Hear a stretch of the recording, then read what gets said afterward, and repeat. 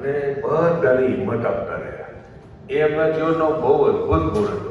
Yes, I also want to do the same thing in my life.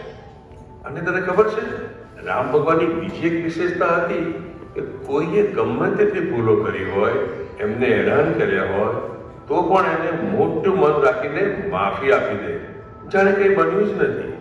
મંદિરમાં સ્વામી વાત કરે છે ને, forgive and forget. અરે વાહ, તું તો બધું જ જાણે છે ને.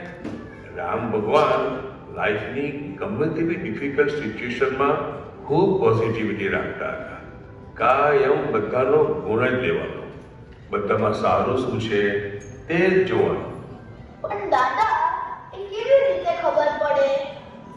એવી ડિફિકલ્ટ સિચ્યુએશન આવે ને ત્યારે ખબર પડે. કૈકેયીને લીધે રામ ભગવાનને 14 years વનવાસમાં રહેવું પડ્યું. છતાં પણ જ્યારે વનવાસમાંથી પાછા આવે છે ને, ત્યારે સૌથી પહેલા કૈકેયીના આશીર્વાદ લેવા એના મહેલમાં જાય છે અને કૈકેયીના ખૂબ વખાણ કરે છે.